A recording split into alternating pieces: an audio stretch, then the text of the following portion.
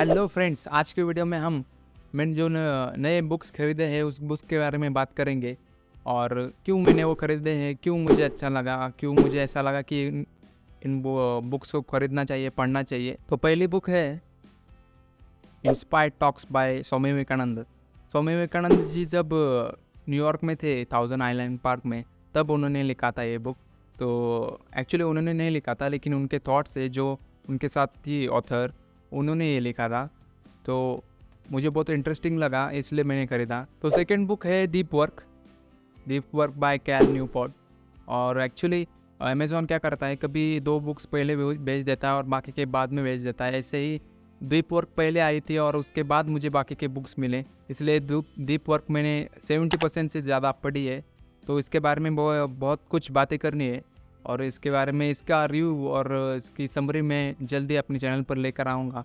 लेकिन बहुत ही इम्पोर्टेंट और बहुत ही ऑसम बुक है जो आपको प्रोडक्टिव बनाएंगी। और सबसे बढ़िया अगर मैं इसमें लेसन ले सकता हूँ तो वो है कि change your environment.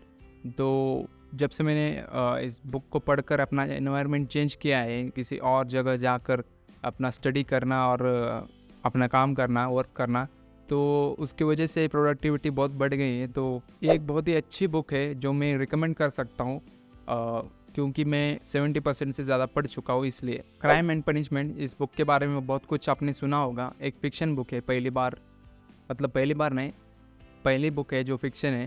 Fiction book के बारे में मैं ज़्यादा पढ़ता नहीं फिक्शन, लेकिन इस बुक को पढ़ना बहुत ही अच्छा ज़रूरी समझा, क्योंकि जो जॉर्डन पीटरसन है उन्होंने भी रिकमेंड की थी ये बुक। और इसी ऑथर की और एक बुक है द ब्रदर्स कामराजोव, ऐसे कुछ तो नाम है, ठीक से मुझे प्रोनाउंसिएशन नहीं आ रहा, लेकिन इस ऑथर का भी प्रोनाउंसिएशन मुझे नहीं आ रहा, क्योंकि रशियन नाम बहुत ही ज़रा मुश्किल होते हैं। इस बुक में एक जवान लड़का जो गरीब है लेकिन सुपर टैलेंटेड और हैंडसम है, वो उसकी स्टोरी है। और उसके हाथ से शायद एक मर्डर हो जाता है, ऐसी कुछ तो स्टोरी है। जब मैंने विकिपीडिया पर पढ़ा था तो तब मुझे समझ में आया। तो देखते हैं क्या है। बहुत ही मैं एक्चुअली इससे बढ़िया बुक जो कहते हैं द ब्रदर्स कामराजोव, तो वो पढ़ना चाहता था, लेकिन वो 800 पेजेस की है और ये 500 पेजेस की है। और इस ऑथर के बारे में ज़्यादा कुछ मैं जानता नहीं, और इस ऑथर की बेस्ट बुक पहले लेना सही मुझे नहीं लगा, क्योंकि वो पेजेस भी ज़्यादा है और झट से मैं जज ना कर लूँ इस बात का डर भी है। तो इसलिए क्राइम एंड पनिशमेंट मैंने पहले ली है, ये पहले पढ़ूंगा मैं। तो अगली बुक है मेरी, जो बहुत लोग कह सकते कि यार इतनी देरी से पढ़ रहे हो, लेकिन इससे पहले मैंने पढ़ी नहीं। The old man and the sea, Hemingway की बुक है। बहुत लोगों ने पढ़ी होगी, बहुत लोगों ने रिकमेंड की थी मुझे, मेरे दोस्तों ने, और मैं जिन्हें फॉलो करता हूँ उन्होंने। तो बहुत दिनों के बाद मैंने ये ऑर्डर किया है, छोटी सी बुक है। सो नेक्स्ट बुक है मास्टरी बाय रॉबर्ट ग्रीन मेरे फेवरेट ऑथर है, फेवरेट में से है। और रॉबर्ट ग्रीन की एक किताब मैंने पढ़ी है the laws of human nature, जो मुझे बहुत ही पसंद आई, क्योंकि साइकोलॉजी के बारे में उन्होंने बात की है। और कॉपी राइटिंग पढ़ते वक्त मुझे साइकोलॉजी के बारे में सोचना पड़ता है। जो कोई भी कॉपी राइटर होता है वो साइकोलॉजी थोड़ा बहुत तो जानता ही है। तो रॉबर्ट ग्रीन इसलिए मेरे फेवरेट है। तो मैंने एक कंसाइज वर्जन लिया है। तो मास्टर रिव्यू बहुत अच्छे हैं इसके बारे में। आप जो कुछ भी काम करना चाहते हो उसमें मास्टर कैसे हो जाए, इस बारे में इसमें लिखा है शायद। दो रीज़न ये है कि जो कुछ भी मैं करना चाहता हूँ उसमें मास्टर बनना चाहता हूँ, और दूसरा है रॉबर्ट ग्रीन नाम ही काफ़ी है। नेक्स्ट बुक जो है वो फिर से रॉबर्ट ग्रीन की है, 48 लॉज ऑफ पावर। एक्चुअली ये बुक मैंने किंडल पर पढ़ी थी, लेकिन पूरी नहीं पढ़ी। और तब मुझे लगा कि बहुत अच्छी बुक है, इसे किंडल पर नहीं फिज़िकल में लेना चाहिए, तो फिज़िकल पेपरबैक में ले लिया। रॉबर्ट ग्रीन की अगर बात की जाए तो उनकी लैंग्वेज जो है, राइटिंग स्टाइल जो है, तो बहुत ही रिच है।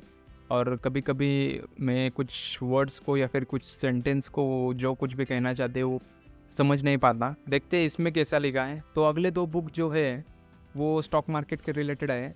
पहली बुक है how I made 2 million in stock market by Nicolas Darvas एक डांसर थे जो वर्ल्ड वाइड परफॉर्म करते थे, अलग अलग देश में जाकर उनके परफॉर्मेंस होते थे, बहुत ही अच्छे डांसर थे। मैंने ऐसे सुना है कि उन्होंने किसी की भी मदद ना लेते हुए, कोई भी उनका मेंटर नहीं था, उन्होंने खुद से स्टॉक मार्केट में 2 मिलियन कमाए हैं, जो आज के इक्विवेलेंट पता नहीं कितने हैं, लेकिन आई एम श्योर बहुत ही ज़्यादा होंगे। कि ये स्टोरी है जो वो है 1959 या फिर 1958 की।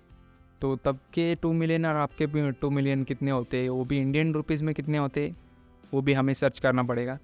तो अपने दम पर स्टॉक मार्केट में किसी भी मेंटर के मदद ना लेते हुए 2 मिलियन कमाना बहुत बड़ी बात होती है, इसलिए मुझे इंटरेस्टिंग लगा, इसलिए मैं इसे खरीदा हूँ और जल्द से जल्द इसे पढ़ लूँगा। नेक्स्ट बुक है जो अगेन स्टॉक मार्केट के ऊपर है, reminiscences of a stock operator by Edwin Lefevre. तो ये बुक शायद इसमें लिखा है कि ये बुक एक बायोग्राफी है जेसी लिवरमोर, जो बहुत ही अच्छे ट्रेडर थे ऐसा कहा जाता है। और उनके बारे में ज़्यादा कुछ मुझे पता नहीं है, लेकिन आई एम श्योर बहुत ही अच्छे हो गया और उनसे बहुत कुछ सीखने के मिलेगा। तो बहुत ही पुरानी बुक है और क्लासिक में आती है, इसलिए बहुत लोगों ने मुझे रिकमेंड किया कि ये स्टॉक मार्केट के ऊपर one of the best books में से एक है। तो ये मैंने खरीदी है, रिव्यू में ज़रूर बताना कि ये कैसी है। नेक्स्ट जो मेरी बुक आती है वो एक हिंदी उपन्यास है जो एक क्लासिक मानी जाती है, धर्मवीर भारती की गुनाहों का देवता। एक्चुअली हिंदी बुक उपन्यास कभी मैंने पढ़ी नहीं है, और जब भी मैंने पढ़ा है तो कविता पढ़ी है। 2 कविता मुझे बहुत पसंद आई, एक हरिवंश राय बच्चन जी की मधुशाला औसम है, और उसके बाद रश्मिरथी पढ़ी है। दोनों ही रश्मिरथी बहुत इंस्पायर करती है। अगर आपका टाइम ख़राब हो तो रश्मिरथी ज़रूर पढ़ना, क्योंकि वो आपको इंस्पायर करती है, कर्ण की स्टोरी आपको इंस्पायर करती है। तो गुनाहों का देवता मैंने कभी पढ़ी नहीं है, क्लासिक लव स्टोरी में आती है। तो लव स्टोरी पहले से मैं ज़्यादा पढ़ता नहीं है, इतना मैं बड़ा फ़ैन नहीं हूँ लव स्टोरी का, लेकिन गुनाहों का देवता के बारे में बहुत कुछ सुना है, तो इसलिए ये भी पढ़ लेंगे और आई एम श्योर अच्छी होगी। तो नेक्स्ट जो बुक है वो है मिर्ज़ा गालिब बाय गुलजार। एक लेजेंड ने दूसरे लेजेंड के बारे में लिखा है, और मिर्ज़ा गालिब के बहुत सारे शेर मुझे बहुत ही पसंद है। फॉर एग्ज़ाम्पल अगर अभी झट से कोई याद करना हो तो वो हर वक्त गालिब यही गलती दोहराता रहा, धूल चेहरे पे थी और आईना साफ करता रहा। तो ऐसे बहुत सारे अच्छे अच्छे शेर गालिब के मैंने पढ़े, लेकिन गुलजार साहब उनके बारे में क्या लिखते हैं ये पढ़ना इंटरेस्टिंग होगा। तो अगर आपने ये पढ़ा है या फिर इनमें से कोई भी बुक आपने अगर पढ़ी हो तो मुझे कमेंट कर ज़रूर बताना कि कैसी है। और यही मेरा न्यू बुक की ये लिस्ट थी जो मैं आगे पढ़ूंगा 2024 में। तो और भी बहुत सारे बुक पढ़ने हैं, और वो जैसे ही मैं खरीदूँगा फिर से एक वीडियो बनाऊंगा। तो thank you so much for watching this, bye for now.